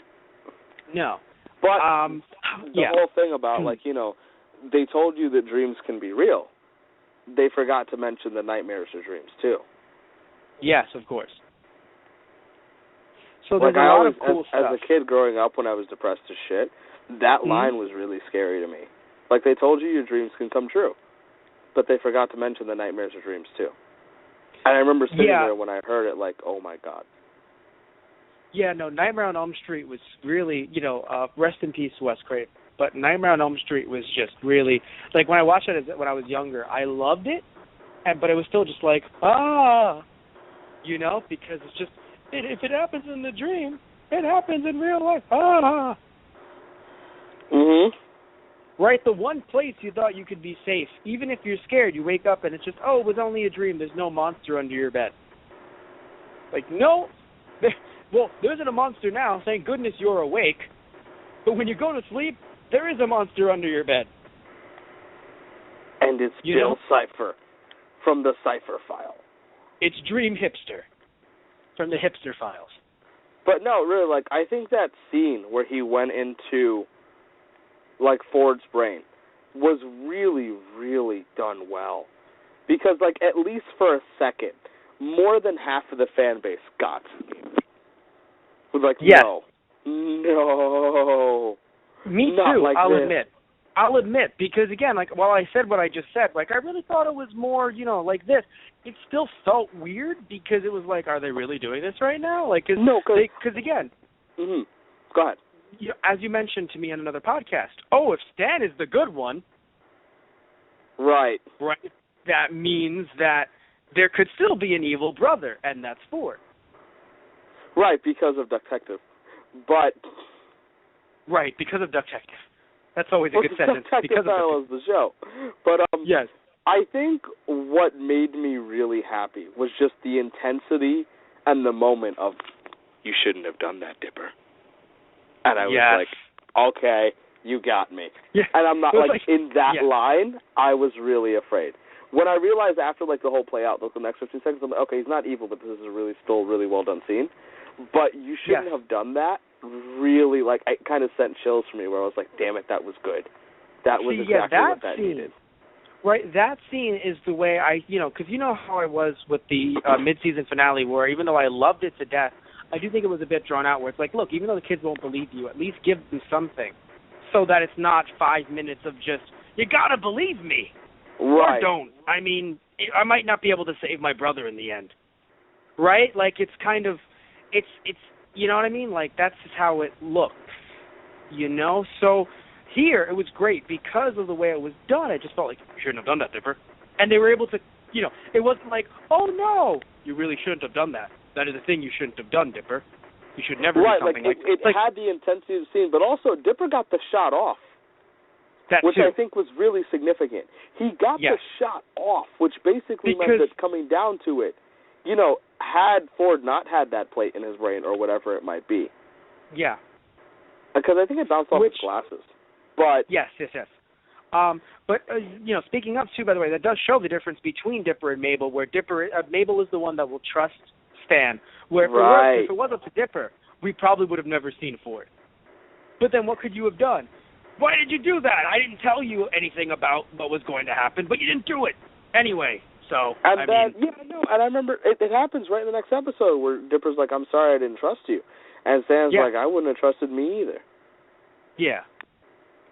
And it's interesting you point that out, by the way, because I know we're running close on time. But the idea of Dipper and Mabel being different in that sense of Mabel let it go, Dipper took the shot. It really, and what they've been building up to, I know that they're eventually going to have a sibling reunion moment when everything's good. I'm really afraid and eager to see a Dipper versus Mabel thing. Because it feels like there's a build-up to a moment where something really is going to happen, and Dipper's going to have to go up against Mabel in a way. And they're going to both be really hurt by it. I don't want to make any predictions because they're always wrong in this show. Other than the fact that, there was a portal to another world where monsters are coming through. Other than that, I'm usually wrong. So, but still, I'm going to make... if you go back to a year and a half ago, I was on the twin thing. But yeah, right? But seriously, so usually I'm wrong. But the way I look at it is there's a chance that they're either going to save it for an episode and then take a month break to let it simmer, to let it sit. Yes. Or they're going to do that with the season finale, full on knowing that there's a movie or there's a season coming after it. Right, that there is a follow-up and they're going to leave us in pain. Yes, for a couple more months, for 6 months. I'd go see that shit in theaters. Oh, yeah. I'd see it about 2 times. Once when it starts and then once when it's done. Be like, this was nice. This was a good moment. I would totally be up to watch that in theaters. Because this show has me, on a fucking, I'm a puppet right now. Oh, yeah. But anyway, next episode in 2 weeks, I think, by the way. Hooray. I did think, though, I was a little worried, very little, very, very little, that it really was Bill in there in the sense that, if he gets the shot and it hits, that was Bill in there because of the tint of the yellow. Yeah, they did that on purpose, and I hated and loved them for it. Well, that's what I appreciate your work right now. I really do. and just the music and the reveal of the fact that they're freaking, like, you know, because my first thought earlier was, wow, what was behind that? You know, what was in that poster? Yeah. Or like the wall thing. I mean, the entire freaking study was just Bill. Yeah. When he said, like, when it was like, oh, don't touch that, I was like, please don't be something bad. Like, I know at first it was like, oh, that's going to be like some, you know, invention or something. Then later on I was like, no, wait, don't touch that. It was like, Dipper, come along. Like, hey, catch up. Right. And then later on when it was just like, oh, let me check inside his brain, I was like, oh, no, please don't, please. Yeah, I was like, although I will admit, hey, look, I was right again, hooray. Although I assumed this was, at first I was like, wait, no, was I right? But I think I was. When we talked about a while ago, the idea that, you know, there's a chance that Bill has been in his mind before. It was different, though, than my thought, because I thought it was more like because he technically tricked him, but he was in his mind a lot more than I thought, because, of course, right, we're hearing things from Ford's point of view, so we don't hear about all the other scenes that are now thrown in. We're like, Bill's in my mind all the time. And I was like, we didn't know about that. All we knew about was, all we knew about was McGucket going into the portal, seeing something. And that's how stories are usually when they're from someone. And apparently he saw what Bill really planned to do. And that's why he couldn't do the project anymore, which really now makes sense. Oh, yeah. Because to us at the time, it's just like, oh, we saw something horrible, probably all these monsters or something. No, he just saw what Bill, because, again, Bill wasn't a part of the story. You know, a show that does this a lot, and it's very interesting how it's completely different, like in terms of a lot of things, but it's still somewhat relevant. How I Met Your Mother. Because the main character is telling the story to his kids, a lot of the time we're getting a faulty narration. And it is used for humorous effect, which is the difference, right? But in this case, it made a lot of sense because we're sitting here thinking, yeah, Ford's reliable. We're hearing everything from Ford. We did not. We did not hear about the Bill part, and now that fits in puzzle pieces that we didn't think we needed filled in yet. We didn't even think about filling them in. We were like, you know, McGucket saw something that he wanted to forget. It's probably just monsters, right? Because you can sit there and fan canon and be like, he saw monsters. And it's fine. He saw monsters that were really fucked up from the other dimension, and he just couldn't deal with them because he was a regular guy who worked on computers in Palo Alto. But it's really, he saw what would have happened to the world, essentially. Or he saw the monsters or whatever it may be, but it scared the crap out of him because he didn't want to see that happen to the Earth. Yes. So because now we know more about Bill, and that Bill was talking about helping him fix this, and that's why McGucket couldn't do it. And also, apparently, you know, there are like other, or maybe that was the same gun, but there are other mind erase guns in the laboratory because it's not like Ford it's implied that I think it was implied that's a different one. I thought so. Okay. Or at least we've seen other semi-prototypes in the area. And it's interesting to me because, you know, it's not as if, like, Ford looked at it and went, you know, McGucket, you do your own thing. Like, he does feel bad about what McGucket became. He didn't want him to become that. But Ford is also so stuck in his own work that he's just doing his own thing. You know? He lost an assistant, and it sucked, but he lost an assistant. Now he has to focus on not having Bill invade his mind and kill him. Yeah. Or do whatever else. And that's the thing. It really lent itself to it when you had Stan first appear to Ford. And it was just, are you real? And I was like, Bill fucked with his mind. Mm-hmm. So all of that, like all the subtleties, like Gravity Falls is a series that when we are done with it, you and I are both going to go back and watch it from the beginning. And we're going to see all these little things. Like when we went back and it's like, oh, wow, the fucking boat in The Legend of the Gobblewalker is called the Stand of War. Yeah. Or like just shit like that where it's like, wow, that's why Stanford did this. Or all like it all makes sense. Yep. And it's just this master plan that's coming together. One thing that made me sad, really, really sad, and I'm sure you picked up on it before we kind of head off and finish everything. It made me sad when fucking Bill said, don't have a heart attack. You're not 92 yet. And I was like, it was like, so he dies at 92? By a heart attack. I was like, oh, fuck you. No, because again, he essentially knows all. So he could have just split that up. Don't have a heart attack. Don't, you know, come on, you're not 92. Don't have a heart attack. Or, don't have a heart attack, but you're it not was 92. literally, you're not 92 yet. And it's like, wow, you prick. Yeah, like to Ford, if he's rethought about that, he knows, but it's in passing. I'm sure he's rethought about it, and he's just like, fuck. Mm-hmm. But he doesn't care, because he knows if that's what happens, I have to do everything I can before 92. Mm-hmm. But also on top of it, like, the line was so subtle at the time. Yeah. To him. But to me, I heard that and I was like, I think both of us caught it, because we're looking for that shit now. Gravity Falls has us looking for that shit. Yes, in any new episode. So it just frustrated me so much, because I'm like, oh, I hate you so much. Because again, you know him as the demon, the devil, the all-knowing being, the liar, the deceiver, who, again, you could be like, oh, he was just lying to you. But liar, again, deceiver, snappy dresser. And I kind of laugh at that stuff. Yes. Now. Yes. I love it because whenever I think of liar, deceiver, I think of Bray Wyatt, who is a WWE, wrestler character. So it's liar, deceiver, snappy dresser. Well, he does wear nice Hawaiian shirts. But I love it. I am a snappy dresser. But anyway, God, I don't know where I'm just imagining snappy dresser, snappy dresser, snappy dresser. Jimenez. You've broken yourself. Yeah, I have. I've glitched myself out. I'm a video game. There were a lot of interesting thoughts in the minds, by the way. A lot of them, I think, dippers were about, like, why is 4 being so mysterious?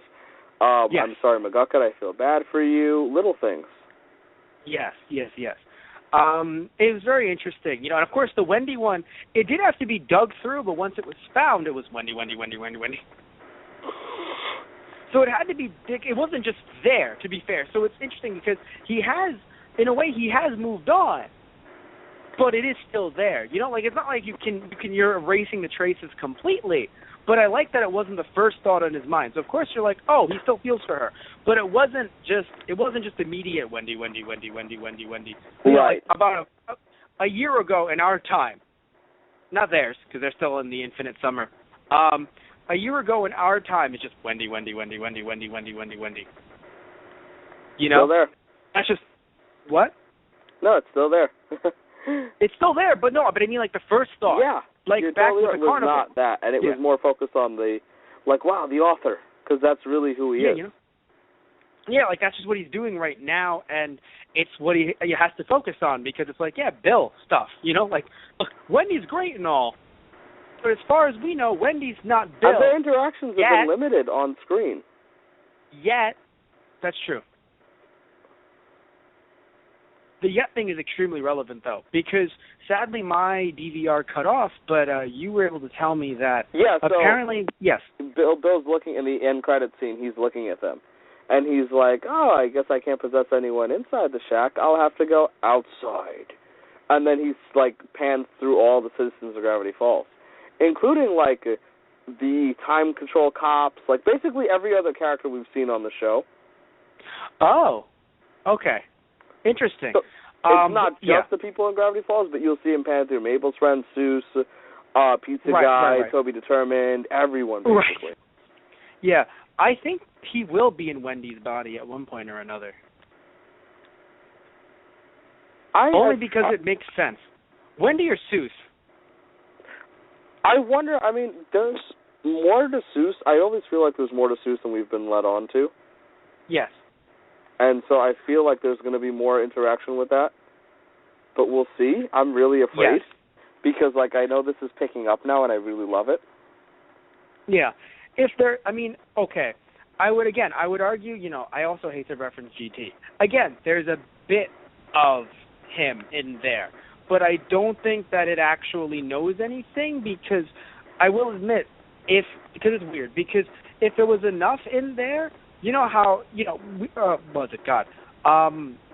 Seuss has already seen so much that I feel like, like we've said before, like you said, and I agree with, Bill is not really that powerful, because, again, there have been times when I really think that Bill could have pulled the trigger, or Bill could have, done some things, because, hey, even though they beat him in the Mindscape 1, still, Stan knows a lot, and Stan was doing a lot in there, in those. So they're really, Bill hasn't destroyed, Bill hasn't rebuilt anything. Bill hasn't destroyed anything, right? Bill hasn't caused Seuss to do anything crazy. So now with all this coming up, it's like, oh, so I can technically try and possess people outside the town to get to Ford, now that I know that it is Ford and Ford is back. But I don't see, like, I mean, again, it could be suits, but also a question. Does that mean that even though they can't possess anyone in the shack, he can't walk in as someone possessed, right? It's like the whole idea of, you know, you're putting holy water so a demon, or it's a church so a demon can't walk in. I assume it's like that. Okay. But you never know. Yeah. No, because I wonder. It's like, oh, we can't possess them because, again, the wording is we can't possess them in the shack. So if you stay in the shack, you're good. But you go out to get groceries, or someone else is coming over. The implication, by the way, for the next episode is that they're going on a road trip. Interesting. Is that because of the title? I think there was a promo shown already. Oh, okay. No, because I know that the title of the episode, let us see, as we're winding things down, the title of the episode, which is episode 16, is Roadside Attraction. There you go. That helps. Yes. Although, oh my God, the summary of it. I don't want to say it on air. I'll tell you about it after it's done, after we're done with this. But it's really great. It's hilarious. It's not continuity. It's just, I mean, it's not like, you know, like plot. It's just hilarious. Anyway, cryptogram, as we're winding this down. Yeah, go for it. One of them says, this was on the end page, which was actually on Ford's, I believe it was Ford's, glasses. In Cypher's game, he needs a pawn. Be sure to know which side you're on. Which is just, why would you? And then there was one in the end credits, which read, a simple man with eager ears may trust the whispers that he hears. Yeah, that's not fun. Yes, no. Yeah. And I love it because apparently it was decoded with the, I think we made jokes about the pronunciation before, Vigenary. Yeah, I say Vignere, and I believe that's wrong, so it's really funny. Yes. Schmendrick, which is, the key is found on a stump when Candy, Grenda, and Wendy enter the Gnome's Tavern. I only laugh because Schmendrick makes me think of Schmebulok. Schmebulok, and I feel like it's another gnome joke in itself, yeah. Yeah. Also, when Dipper is looking through the cipher file under Mindscape, there's a cryptogram, and once that is decoded, it reads black and white. Huh. So I feel like that ties into earlier where it's like good guys and bad guys. You know? That's like, are you on the wrong side? Though it could just be a joke on the whole, like, morality is relative. It could just be a chess piece joke, too, because chess pieces are black or white. I hate you so much. That's true. Chess pieces being black or white. People this is saying why that I do the grunt work. Yeah. No, I hate it because it's like, you know, again, like chess pieces, black and white. Morality, black and white. Working for good and evil, black and white. Like, just, you know, what do you side do? Are you on? Are you on the right side?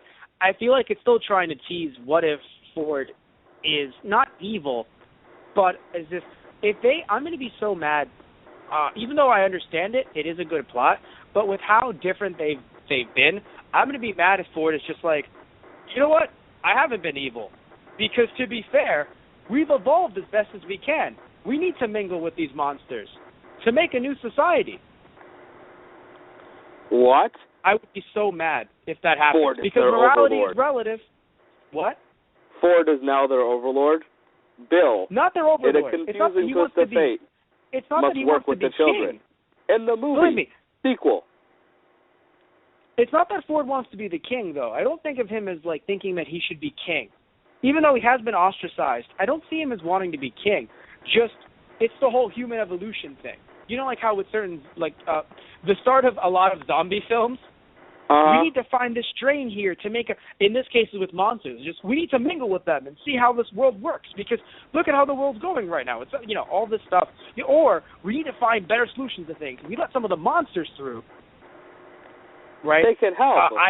Yeah. Or if we connect with the kaiju's brain, it will help us. Yes, exactly. I mean, I would hope they don't go there, because I'm not going to say it's cliche at this point, because it isn't cliche yet. Give it another 10 years or 5 years, and I would argue it's cliche. I don't think it's cliche yet, because I'm not talking about the evil twist turn. I mean the idea of, oh, here's why it's good, because I feel like that kind of moral relativity, maybe I'm wrong, maybe I'm an idiot, but I feel like for for a long time, it was just, no, I am good and I am evil.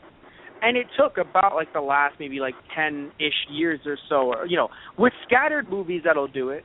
But most of the time it's just good, evil. And then maybe a movie or two, although, again, I feel like it's been more prevalent recently, with the idea of, oh no, we actually just have differing opinions on the same thing. It doesn't actually make me evil per se, but I do want the world to die.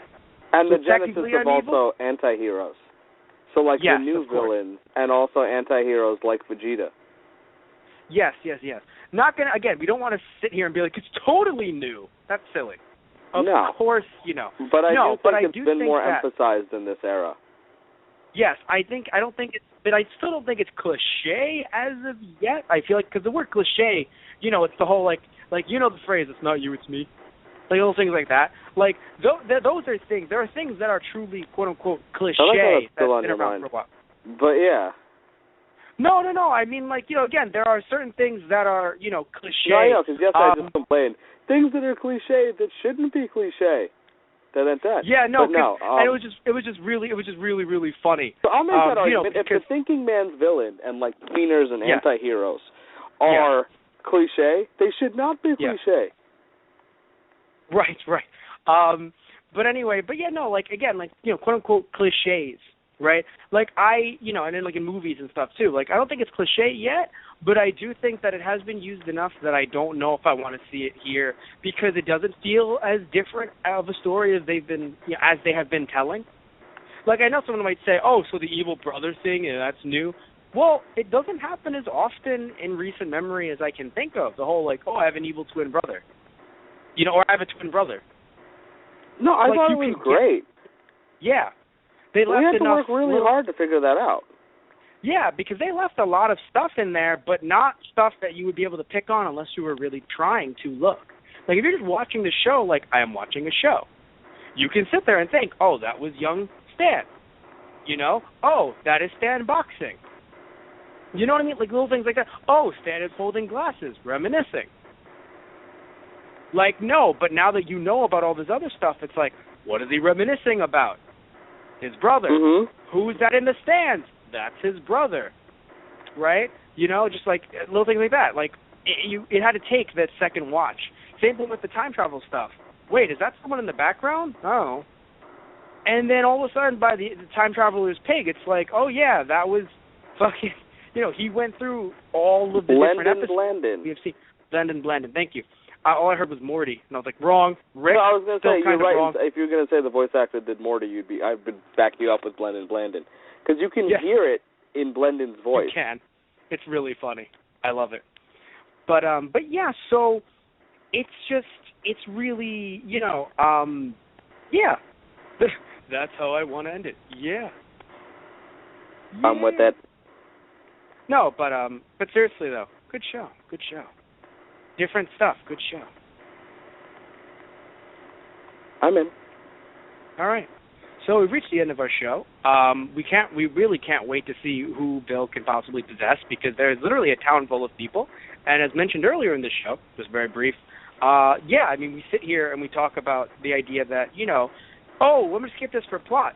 Well, if you did that, just like in the end of, the first season of Steven Universe, you're really not going to feel like there's danger, or you're not going to really sit there and think, oh, who is he going to possess? Because if you skipped every episode that isn't quote-unquote plot, you've only seen a few of the townspeople, and you're like, oh, I really don't know who he's going to possess. Who were those people? Mm-hmm. Because technically, time travel is not relevant to the main plot as of yet. Technically. Or is it? Well, I was saying, as of yet. Spoiler. Yet. Right? Yet. As of yet, time travel is not relevant. So, yes, you missed the Ford scene. Right? But the second time around, you missed the Seuss scene. So, again, you're missing character stuff. But you did not miss anything related to Bill or Ford directly.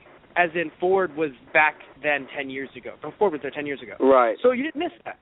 So, but again, you missed key. So you were like, oh, time travel? I don't care. It's not part of the main plot, right? You missed a lot of character stuff involving Seuss and the townspeople. So Bill gets in Seuss's head. Seuss is trying to fight Bill, I think of Stan like a father. I would never. Everyone's like, when did he say that? Well, if you skip that episode, yeah, you're not going to know that there was a parallel where Seuss never really had a dad around, and he looked up to Stan as a dad. And that's how he started working at the Mystery Shack. You sit there and be like, oh, he always worked there. There's no, I feel like a lot of people do that. Just they don't watch certain things, or they don't really look, they look at maybe certain summaries, and they don't really, go in depth, and they're just like, yeah, it's like I saw it. And then they'll complain about it. It's like, but you didn't, or just review it. It's like, but you didn't watch it. Anyway, we would like to thank you guys for listening to Those Guys. Man, I haven't done this end in a while, so I might be a little bit rusty, but let's see what I can do. Okay, so again, thank you guys for listening to Those Guys. We have a lot of different social media accounts, different ways you can get in contact with us and listen to our older shows. We have done a lot of older shows. We have done, obviously we're doing Gravity Falls right now. We've done WWE Monday Night Raw, which we are continuing to do every Monday or Tuesday, every week. WWE Monday Night Raw, WWE pay-per-views. Also, of course, Gravity Falls, Steven Universe, Mike Tyson Mysteries, Black Dynamite, Dragon Ball Z movies and OVAs, Bleach movies and OVAs, Gotham, Arrow, Flash, Supernatural, Doctor Who, Pokemon video games, and a lot more. You can find these on our main website, which is thoseguysontheradio.tumblr.com. Also, our Facebook, which we update with newer episodes, /ThoseGuysOnTheRadio. Our Twitter, @ThoseGuysRadio. Our Instagram, /ThoseGuysOnTheRadio, as well as iTunes. You can find us on iTunes by searching up Those Guys or Those Guys on the Radio. You should see our picture pop up, our logo pop up, and you can find our older shows through there. Also, didn't mention, we are also doing, we are putting it on a pause though, where we're doing Dragon Ball Super with Tristan, who just today, actually, or by the time this goes online, a little bit later, a day or two later possibly, just today went to Africa. He went there. So he's on the plane. So, yeah. Going to, delay. So, yeah, I think, yes, we've mentioned this on the show before, on Super before, but, all jokes, about him going to Africa, but it wasn't a joke. It was just like, oh, man, it happened. So he's in Africa right now. We wish him well. And hopefully when he comes back, we'll be able to pick up Super in a more batch, format. Just, hey, wasn't it great that they went over the other half of the movie? Yep, and then they went on to real stuff. And then that's when you went to Africa. But, yes, so seriously. You can tell that Matt's angry about it. No, I didn't hate it. You're not it's angry just, about Tristan going to Africa. About the timing. Yes. Because I think I mentioned it to you off the air, Tish, where it's like, they're adopting the movie. And Tristan's I know. going That's to what Africa. I think is funny. I know you're not sitting there like, goddamn Tristan doing things with his life and going to Africa. But you're certainly like, couldn't he wait 2 months? Couldn't Super adapt it later? Couldn't Super do more real stuff? And couldn't be like, Dragon Ball Z Super fucking wait for Tristan? Asshole. Yes. In America, when they're not catering to an American market about an American man who's going to Africa, man, I'm not entitled. But anyway, those damn millennials. Yeah, right. So again, thank you all for listening in. As I mentioned, we have a lot of different ways you can also get in contact with us through our Gmail, thoseguysontheradio@gmail.com. You can sponsor us. We can advertise, your product or your service on our show, thoseguysontheradio@gmail.com. Also, another way to listen to us, if you want to, is through our YouTube account. You can search up TGOTR and find us on YouTube. We are constantly updating our archives, with some of our older shows on there and some of our newer stuff as well. Also, both you and I, Satish, have done some premium podcast. Pay-per-view. No, it's funny. Pay-per-view. Yes, I said I did it before. No, premium. Premium paid podcasts that we have on our Bandcamp account, which is tgotr.bandcamp.com. On there, we've done WWE SummerSlam 2005, with the main event being Stevie Richards versus Shawn Michaels. Hulk Hogan versus Shawn Michaels. Sorry, read that wrong. And also, the second pay-per-view we've done is WWE Unforgiven 2005, which is John Cena versus Kurt Angle for the WWE title. So definitely check those out. They are for the low price of $1 or more if you wish to help support us. But yeah, some of our premium content that you can get, again, on our Bandcamp, which is tgotr.bandcamp.com. And here we are at the end of our show. Anything you want to say before we end it off, Satish? No, this has felt exceedingly long.